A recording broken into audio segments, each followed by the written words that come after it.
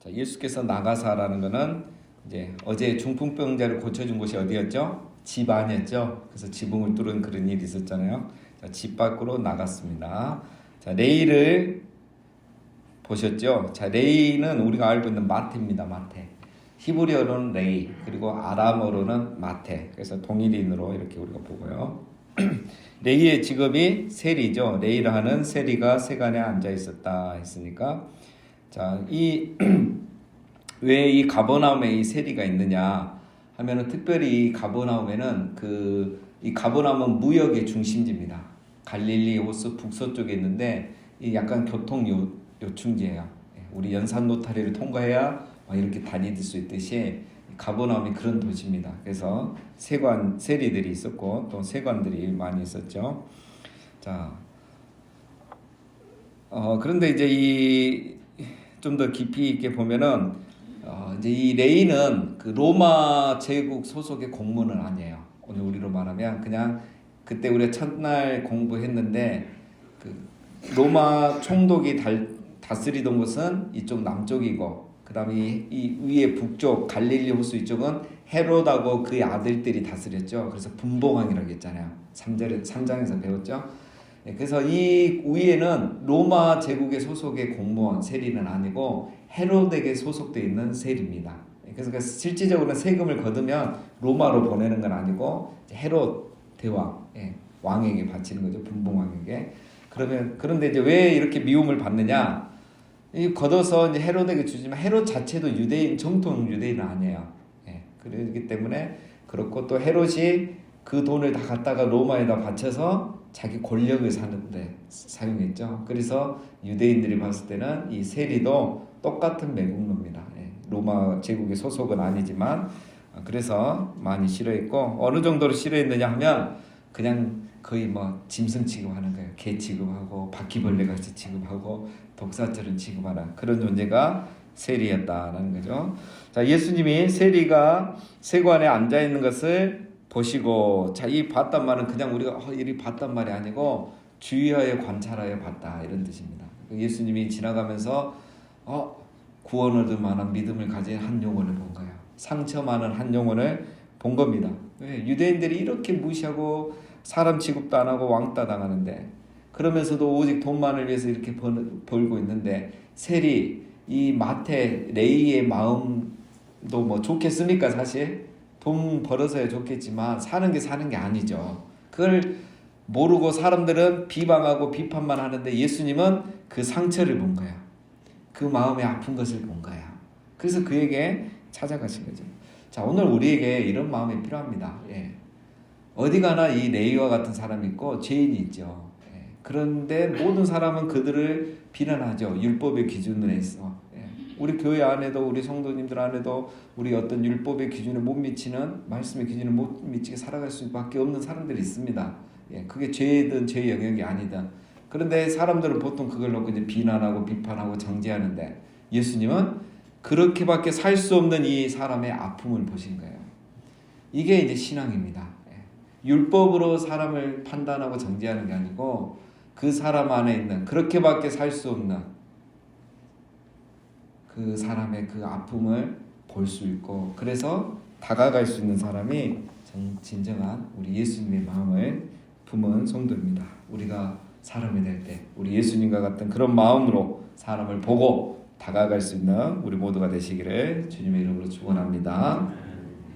그래서 예수님이 레이의 그런 걸 보시고 오히려 제자로 부르시죠. 나를 따르라. 이거는 이제 잠깐 따라오란 말이 아니고 평생 제자로 이렇게 부르신 겁니다. 28절, 그가 모든 것을 버리고 일어나 따르니라. 자, 레이가 모든 것을 버리고 예수님을 따릅니다. 감동 먹은 거죠. 와, 사람들이 다 율법으로 자기를 정죄했는데 이분은 사랑과 은혜로 나에게 다가오시고 내 아픔을 보신 거예요. 그래서 그 은혜에 감동받고 모든 것을 버리고 예수님을 따랐다 했는데, 자, 여기서 이제 모든 걸 버렸단 말이 다 버리고 그냥 이제 옷 안 버리고 그냥 예수님 따랐다, 그런 말은 아닙니다. 왜냐하면 나중에 보면은 레이가 자기 집에 예수님과 사람들을 초대해서 이제 잔치를 벌이잖아요. 그걸 보면은 집 안 버린 거예요. 돈을 버린 건 아니에요. 자, 이거는 이제 그 예수님이 우선순위가 됐단 말입니다. 그래서 버렸단 말은 아마도 세리의 이 직업을 버린 것이겠죠. 버리겠죠. 자, 그런데 왜 모든 걸 버린 거냐? 지금 이 사람에게는 모든 것은 뭡니까? 사실 세리라는 이 직업이죠. 예, 왜냐하면 그걸 해야 가족도 먹여 살리고 집도 사고 다 할 수 있는 건데, 지금까지는 자기가 이걸 위해서 살았는데 이제는 그걸 세리라는 지금까지 이게 자기에게 떳떳하지 않았기 때문에 과감하게 내버리는 거예요. 그래서 우선순위가 완전히 바뀐 겁니다. 자, 이게 바로 모든 것을 버리고, 그 시몬이나 야고보나 요한도 마찬가지입니다. 그래서 예수님을 제대로 만나면 뭐가 된다? 우선순위가 바뀐다. 예수님이 누군지 알고 내가 누군지 알았기 때문에 우선순위가 바뀐다. 자, 29절, 레이가 예수를 위하여 자기 집에서 큰 잔치를 하니 세리와 다른 사람이 많이 함께 앉아 있는지라. 자, 레이가 예수님을 위해 자기 집에서 큰 잔치를 벌였습니다. 자, 이것도 좀 구체적으로 보면, 예를 들면 29절에 레이가 자기 집에서 잔치를 벌였다고 했죠. 다른 복음서는 보면 이런 말이 또 없어요. 누가는 이것까지 다 표현합니다. 그 정도로 디테일한 사람이 누가다라는 거고. 자, 여기서 이제 우리가 두 번째는 은혜 받은 자는 뭐죠? 첫 번째는 우선순위가 바뀌었고, 여기서 보면 은혜 받은 자는 은혜를 베풀더라라는 거야. 레이가 자기가 은혜를 받으니까 사람들을 자기 집에 잔치를 해서 불러서 은혜를 베풀죠. 자, 우리는 보통 이제 기도하고 응답해 달라고 하고 막 은혜 달라고 하지만 이 베푸는 게 잘 안 되죠. 자, 이제 왜 이렇게 하느냐? 레이는 그동안 번 돈보다 이제 더 중요한 걸 하는 거예요. 나도 세리하면서 이렇게 공부하고 힘들었는데 내 동료들 보니까 이제 불쌍한 거예요. 그래서 잔치 벌려서, 잔치에 누가 안 오겠습니까? 잔치에 예수님도 초대하고 이 세리들도 동네 사람도 다 초대한 거예요. 왜? 이거 떡을 주기 위한 것만이 아니라 예수님께로 연결시키는 거죠. 세 가족이 이렇게 전도를 잘해요. 그렇죠? 이게 세 가족이기 때문에 또 가능한 거고, 그렇죠? 지난주에도 우리 세 가족이, 그 앞주에 온 세 가족이 지난주에 2명을 또 데려왔어요. 왜 데려왔다니까, 다른 교회 갔더니 그 교회는 막 모든 것을 버리고 쫓으라 하고 맨날 이렇게 막 하는데, 우리 교회 와갖고 이 말씀에 이제 은혜를 받아서, 내가 하나님이 나를 이 거제교회에 옮겨서 심어 놓으셨구나. 이렇게 말씀을 또 그렇게 적용을 하셨어요. 그래가지고 이분이 이제 정착을 하고 이렇게 또 이제 전도를 해 오셨습니다. 그러니까 지금 레이가 그런 거죠. 이 은혜를 나누고 싶은 거예요. 그래서 이런 잔치를 벌인 거고. 30절, 바리새인과 그들의 서기관들이 그 제자들을 비방하여 이르되 너희가 어찌하여 세리와 죄인과 함께 먹고 마시느냐. 자, 이제 오늘의 사건이 시작됩니다. 자, 그 자리에는 세리만 있었던 게 아니라 바리새인과 서기관들도 있었죠. 자, 이 사람들 뭘 봤냐? 예수님이 세리와 함께 앉아서 음식을 먹는 것을 봤습니다. 자, 여기서 이제 그 29절에 앉아 있는지라 이렇게 돼 있죠. 여기서 앉아 있단 말은 이렇게 누워 있단 말이에요. 우리 누워서 이렇게 TV 보듯이 유대인들은 이렇게 누워서 이제 식사를 합니다. 그래서 2시간이고 3시간이고, 이제 우리처럼 이런 음식이면 사실 누워서 못 먹죠. 근데 이 사람들이 이제 빵 뜯어 먹는 거기 때문에 이게 누워서 같이 음식을 먹어요. 이렇게 누워서 이제 이야기하면서 이 음식을 먹는다는 거는 이제 우리는 한 가족이다, 우리는 한 형제다, 이런 의미예요. 유대인에게 있어서 식사를 한다는 건 굉장히 중요한 거예요. 우리는 막 무조건 이렇게 쉽게 이제 식사하고 좀만 친하면 식사하는데, 이렇게 서양인들도 그렇고 유대인들도 그렇고 식사 자리에 초대했다는 거는 내가 너를 신뢰한다, 너 믿는다, 너는 우리 가족과 똑같다, 이런 의미입니다. 자, 그런 의미에서 예수님이 세리와 식사를 하니까 이 바리새인과 서기관들이 이거 말이 안 되는 거죠. 용납이 안 되는 겁니다. 자, 왜 이게 그렇게까지 용납이 안 되냐? 죄인이기 때문에 그런 것만은 아니에요. 이 유대인들은 이제 정결법이 굉장히 중요합니다. 정결법이란 거는 거룩한 사람이 부정한 걸 만지면 이제 부정해진다 그랬죠. 유대인은 거룩한 민족인데 이방인들을 이렇게 만나면은 부정해진다고 생각해요. 그래서 이 사람들은 시장을 갔다 오면, 시장에 갔다 와서 이방인을 만나지 않아도 집에 오면 손을 씻습니다. 왜냐하면 물건을 살 때 우리 어떻게 하죠? 바로 안 사고 들었다 놨다 하잖아요. 그리고 싼 거 찾고 좋은 거 찾고. 그런데 나만 그렇게 한 게 아니라 이방인도 와서 그렇게 했을 거란 말이에요. 그래서 이방인과의 접촉이 있었기 때문에 집에 와서 손을 씻고 정결을 하는 게 유대인이에요.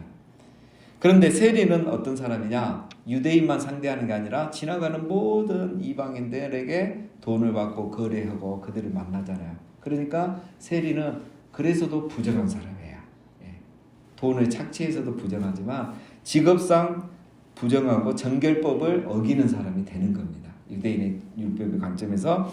그런 부정한 세리와 예수님이 지금 같이 누워 있으니까 이거는 말이 안 되는 거야. 정결법을 어기는 거예요.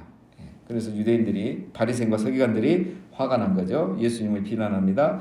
그래서 31절에 예수님께서 이제 대답하죠. 식사하는 이유를 설명합니다. 예수께서 대답하여 이르시되 건강한 자에게는 의사가 쓸데없고 병든 자에게라 하여 쓸데있나니 내가 의인을 부르러 온 것이 아니요 죄인을 불러 회개시키러 왔노라. 자, 예수님이 죄인과 식사하는 이유를 두 가지로 말합니다. 첫 번째는 병든 자에게 의사가 필요하다. 예. 그래서 의사와 병자가 만나면 의사가 병에 걸리는 일이 있냐? 아니잖아요. 당연히 의사와 환자가 만나면 환자가 낫잖아요. 그래서 당연히 나는 의사고 이 환자들을, 이 죄인들을 용서하고 구원해주기 위해서 오는 거다. 예. 너희들이 이해를 못하고 있다. 자, 아주 중요한 말을 하셨죠. 자, 그 나병 환자에게 손을 얹었을 때 낫는 이유 똑같습니다. 그렇죠? 예수님은 의사고 환자니까 나병도 손을 얹으면 나아버리는 거예요. 자, 그런 의미고. 자, 31절에 내가 의인을 부르러 온 것이 아니요 죄인을 불러 회개시키러 왔느라. 그래, 내가 의인을 부르러 온 게 아니다. 여기서 의인이란 말은 진짜 의인이 아니고 자기를 의인으로 착각하는 사람을 말합니다. 내가 자기가 의인이라고 스스로 착각한 사람만을 부르러 온 게 아니고 자기가 죄인이라고 인정하는 사람도 내가 부르러 왔다. 자, 그래서 여기서 의인이 아니요 죄인이라고 했을 때 그러면 예수님이 의인은 부르러 온 게 아니냐 이 말이 아닙니다. 이건 이제 언어의 표현법이에요. 내가 의인도 부르러 왔지만 스스로 자기가 의인이라고 착각하는 너희들도 부르러 왔지만 사실은 자기를 죄인으로 알고 저렇게 세리같이 마태같이 너희처럼 공고하게 그 죄책감에 살아가는 사람들, 어쩔 수 없이 여기서 살아갈 수밖에 없는 사람들을 또 내가 부르러 왔다. 이것을 강조하는 겁니다. 자, 근데 이제 오늘 우리가 또 주목해야 될 거는 32절에 보면 죄인을 불러 뭐하러 왔노라? 회개시키러 왔노라. 자, 이 루가는 계속 이 회개라는 단어가 들어갑니다. 다른 데는 보면 그냥 의인을 부르러 온 것이 아니라 죄인을 부르러 왔노라. 죄인을 구원하러 왔노라. 이렇게만 표현하는데 누가는 여기에 회개라는 단어를 꼭 넣습니다. 자, 오늘 이거 하나만 이제 우리가 봐도 시간이 다 갈 것 같은데, 자, 왜 누가는 이 회개라는 단어를 꼭 넣었을까? 이 지금 서기관과 바리새인들 앞에서 제가 어제 이거를 한번 또 파고 들어가 봤습니다. 누가는 왜 그랬을까? 이건 제 해석입니다. 아직 제가 주석이나 이런 거 확인을 못했고 왜 이럴까 했는데 누가가 이 책을 누가복음 언제 기록했냐면 주 64년 전후로 했잖아요. 바울이 로마의 감옥에 갇혀 있을 때 누가가 거기서 기록을 한 거예요. 그래서 이제 바울 때문에도 또 디테일하게 기록된 것도 있는 것 같고, 그다음에 누가는 그 바울과 함께 전도 여행을 다 다녔잖아요. 그 많은 교회들을 다 봤어요. 그리고 그 바울이 서신을 보내는 것도 다 봤을 거 아니에요. 자, 누가가 무슨 생각이 있을까요? 아, 이 교회 안에 복음이 전파돼서 이제 교회가 세워진 지 30년밖에 안 됐어요. 얼마나 뜨겁겠어요. 아직 사도 요한도 살아있는 시대니까. 그리고 그 사도들도 이제 그때부터 이제 죽기 시작한 때, 이제 사도들이 죽기 시작한 게 한 3, 4년 전부터 이제 죽기 시작하고 사도 요한은 아직 살아있는 그런 시대인데, 그렇게 교회가 이제 시끄러워요. 우리가 지금 있는 서신서들은 다 그 당시 서신서들이잖아요. 요한계시록 빼고는. 예수님 승천 이후에 30년도 안 된 교회들인데 그렇게 문제가 많고 시끄러운 거예요. 누가가 뭘 받겠어요? 거기서 교회 안에 회개하지 않은 사람이 너무 많은 거라. 자기를 스스로 의인이라고 생각하고 회개하지 않은 사람이 너무 많은 거예요. 그러니까 문제가 생기는 거예요. 그러니까 예수님이 누구인지 모르고 자기가 죄인인 거는 모르고 이걸 믿어버리는 거예요. 우리가 처음에 그러듯이.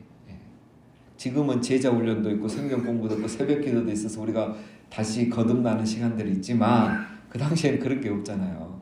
계속 유대인들은 또 옆에서 이 복음은 틀렸다고 하고 바울의 교훈은 이단이라고 하고 이러고 있는 상황이잖아요. 그러니까 이 회개하지 않은 자기가 의인이라고 생각하는 이 유대인을 포함해서 교회 안에도 회개하지 않는 이런 사람들이 너무 많은 거죠. 그래서 누가는 그런 교회 안의 문제점의 원인을 보고 누가가 이런 관점에서 복음서를 다시 기록한 거예요. 정말 중요한 게 뭔가, 교회가 어떻게 시작되었고 무엇이 교회 안에서 중요한가 라는 것을 누가가 계속 이게 파고 들어가는 겁니다. 그래서 누가는 회개가 제대로 없으면 교회 안에서 자꾸 이제 떡을 돌로 더게 하는 이런 일들이 일어나는 걸 본 거죠. 그래서 교회가 분열하고 나눠지고 이런 일들을 누가가 본 것입니다. 그래서 여러분, 우리가 이런 현대 교회 안에 뭐 여러 가지 문제점을 찾는데, 문제의 모든 근원은 회개하지 않음. 진정한 회개가 뭔지 모르는 거. 이 네이 마테와 같이, 그렇죠? 시몬 베드로처럼, 그리고 우리가 보는 삭개오처럼, 다 이런 사람들은 정말 거듭나고 회개한 사람이에요. 오늘 레이를 보면 어떻게 합니까? 그동안은 돌로 떡을 만드는 그렇게만 하고 살았는데, 이제는 떡을 가지고 잔치를 베푸고 구원하는 일에 쓰는 거야. 사람의 마음을 사기 위해서 떡을 지금 주는 게 아니고 예수님을 소개하기 위해서 떡을 주는 거야. 이렇게 변화된 거죠.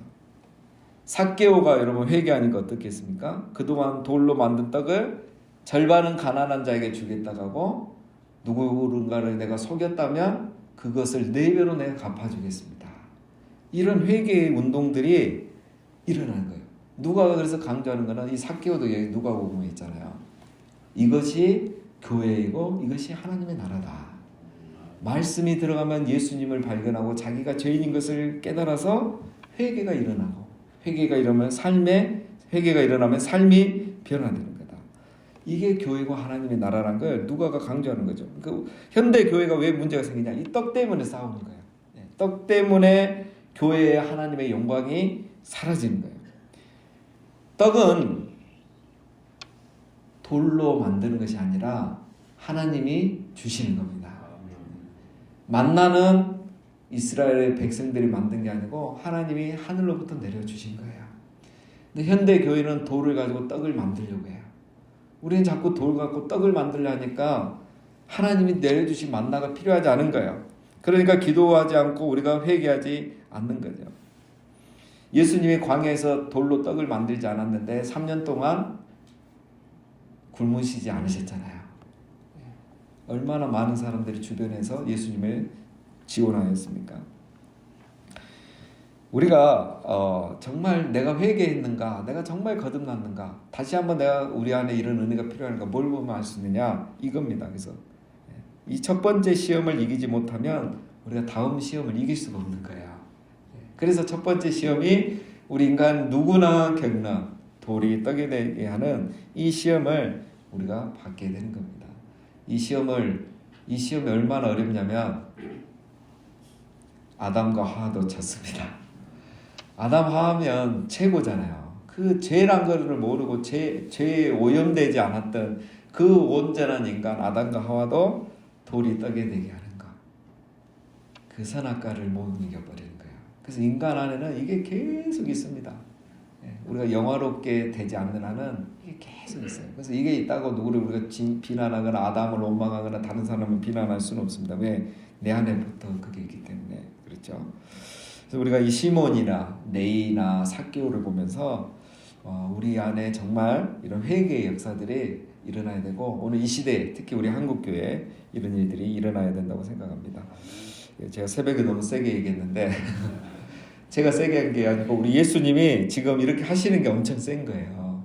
오늘 이제 지금 시간이 돼서 이제 뒤에 못 보겠는데, 새 포도주 이야기, 새 옷에 한 조각을 떼내서 낡은 옷에 붙이겠느냐, 새 포도주를 낡은 가죽 부대에 넣겠느냐. 이게 뭐냐면 유대교를 완전히 깨버리는 거예요. 너희 그거 가지고는 이제 하나님 나라에 들어갈 수 없다. 금식하고 율법 지키고 정결법 지킨다고 그거 가지고는 택도 없다. 진짜 이제 거듭나야 된다. 율법, 정결법이 중요한 게 아니라 너희가 정말 거듭나고 레이처럼, 삭개오처럼 자기 삶이 바뀌어야 이 새 포도주를 너희가 마실 수 있다. 너희 어중간하게 하면서 이 복음을 능력을 경험하려거나 하나님 나라에 들어올 생각 하지도 마라. 그래서 오늘 그 마지막 말씀이 뭐냐면 39절에 자 우리 앞에는 이제 잘 아니까 제가 넘어가겠습니다. 묵은 포도주를 마시고 새 것을 원하는 자가 없나니 이는 묵은 것이 좋답니다. 유대인들이 왜 예수님을 못 받아들이냐면 사람들이 이 숙성된 포도주 좋아하지 새 포도주 안 좋아하잖아요. 그래서 묵은 게 더 맛있으니까. 유대인들은 그동안 했던 기도, 금식, 그다음에 이 정결법 이런 게 익숙해서 그걸 함으로써 자기가 의롭다고 생각한 거예요. 말씀대로 산다고 생각하고. 그러니까 갑자기 뭐 죄인하고 어울리고 내 그동안 이렇게 불의하게 모았던 것을 나눠주고 이런 거는 싫은 거예요. 이제 변화가 싫은 거예요. 그래서 이 유대인들이 예수님을 영접하지 못하는 거예요. 그래서 그 유대교를 향해서 그냥 이거 완전히 핵폭탄을 던져버리는 말씀이 오늘 이 말씀이고 이 사건인 겁니다. 자, 그래서 우리가 나는 누구인가 오늘 누가복음을 우리가 보면서 계속 우리 자신을 돌아봐야 되겠습니다. 내가 정말 나는 회개한 레이인가 그리고 정말 삭개와 같은 그런 사람인가? 레이 같은 사람을 보면 예수님처럼 긍휼의 마음으로 바라보는가? 아니면 여전히 전통을 고집하고 내가 의롭다고만 생각하고 있는가? 정말 내게 회개의 열매가 있는가? 우리 자신을 그렇게 돌아보면서 정말 우리도 예수님처럼 긍휼의 사람이 되고 또 예수님 앞에서 회개하는 사람이 되는 정말 그래서 우리 주님이 인내하신 구세주라는 걸 날마다 경험하는 은혜가 우리 안에 충만하시기를 주님의 이름으로 축원합니다.